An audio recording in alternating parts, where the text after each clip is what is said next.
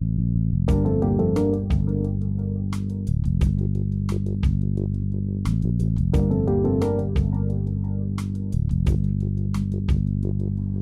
everyone, Joe here. In today's lighting tutorial, I want to demonstrate separation lighting. Now, you're probably wondering, what is separation lighting? Well, what separation lighting actually is the ability to separate the subject from the background. And this can be done with two different methods. One of these methods is lighting the background. The other method is lighting the side of the model. And by doing this, you create contrast between the model, which is your subject, and the background. So let's hop in here into this tutorial and I'll show you just how I do this. Okay everyone, before we get started, let's first start talking about the gear we're going to be using today. Now the camera I'm going to be using is the Canon EOS 80D. The lens I will be using is the Canon EF 50mm STM lens, which I think is a fantastic lens for portrait photography. Now for the exposure settings I'm using, the key light I have metered in at f7.1. Now for the hair light, I have it about 2/3 stop brighter. Now the background light, I really adjust it as I go, depending on how I want the background to look, if I want it brighter or darker. And you really have to adjust it, as your own personal taste.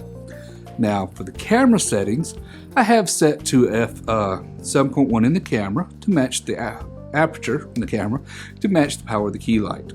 Now the shutter speed I'm using 1/200th of a second to really eliminate any kind of ambient light.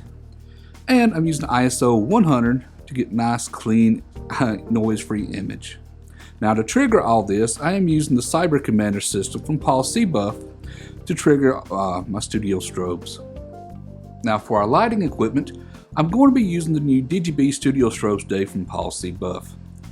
For the key light as well as the hair light, I'm going to be using the DB800, which is a 320 watt-second studio strobe.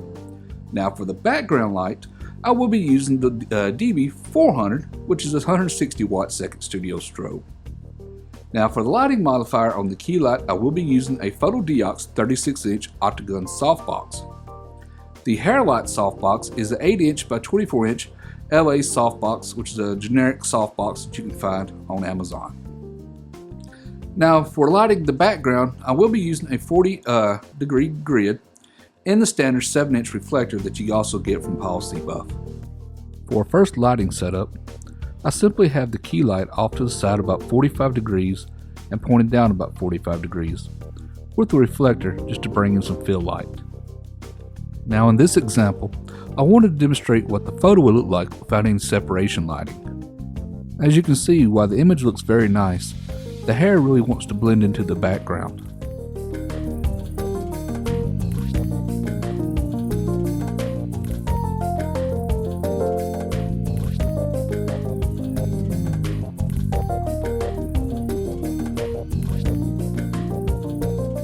In this next example, I have the key light and the reflector in the same positions, but now I have positioned a hair light in the background.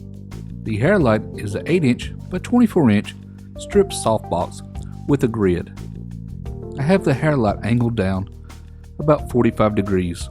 I also have it off to her side behind her about 45 degrees. This really helps illuminate the back of her shoulders as well as the hair on the side of her head to really help her stand out from the background.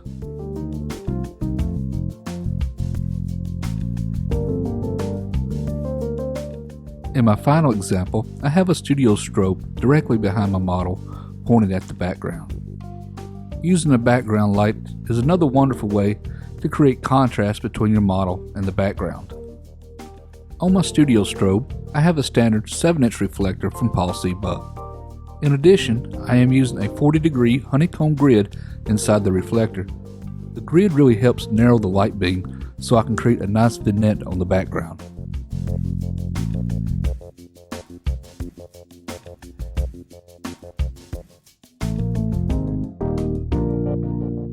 Okay everyone, well I hope you liked this tutorial, and if you did, how about give me a thumbs up? Thumbs up so is highly appreciated.